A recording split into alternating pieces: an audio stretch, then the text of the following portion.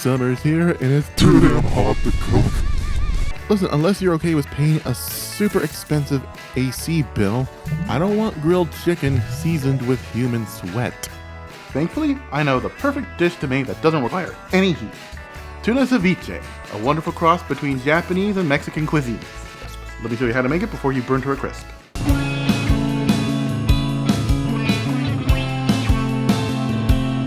Okay, first thing we need to do is fry up some tostadas. Yes, I am aware of the irony of me going on a huge rant about it being too hot to cook, but homemade tostadas are so much better. I have here a pan with 1 inch of oil set over medium-high heat, and we're going to gently place our tortillas in.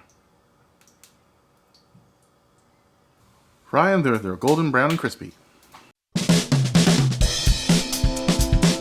Okay, alright, it's nice and golden brown. Transfer it to a separate plate. Okay, now we can finally begin work on our ceviche. I have here 4 pounds of sushi grade ahi tuna. You get these pretty cheap at Costco. But hey, I have these raw before. I haven't gotten my stomach pumped yet. So, I say they're pretty reliable. You don't have to make as much as me, but once my family found out that I was making ceviche, well, they wanted to make sure I had leftovers for tomorrow. Alright, first things first, let's grab a piece of tuna. And let's start cutting it into bite-sized pieces. Okay, this is too thick. We want it sliced in half, so... Alright, and let's chop these up into bite-sized pieces. And then let's toss them into a bowl.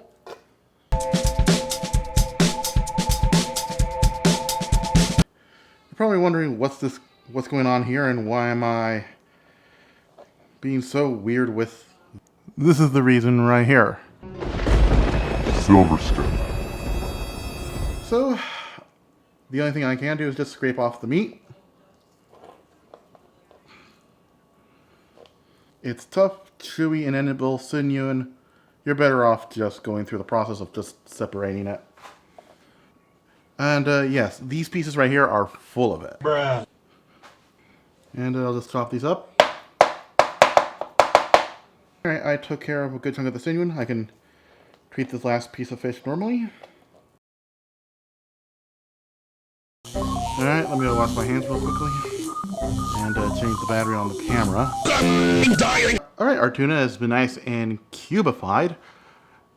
And now let's add 2 stalks of green onions. Oh hey, look. They're already in here.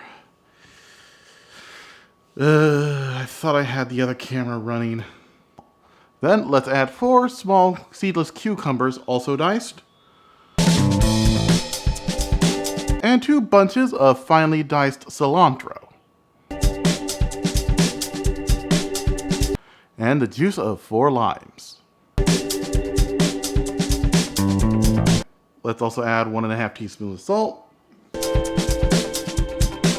3 tablespoons of soy sauce. And 1 tablespoon of sesame oil. Grab yourself a big ass spoon and mixy mix. Okay, let's give it a taste test. You know, a little bit more lime juice. And a little bit more soy sauce.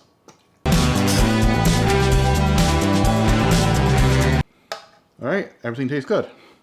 Now, the proper way to show you how to eat ceviche. First off, get one of our fried tostadas from earlier. Then layer on a few slices of avocado. Then a generous spoonful of our ceviche. Finally, let's squirt on some sriracha. And bada boom. Yeah, I know that was an Italian expression. Shut up before I take care of you Italian style, if you know what I mean. No, this is a dish that would make any Mexican proud. Seriously, 90-degree days and 100% humidity. You need to make this, otherwise you're gonna die of heat stroke, guys. This has been Chase Cuttin Kitchen. I'm CRJ, making cooking fun.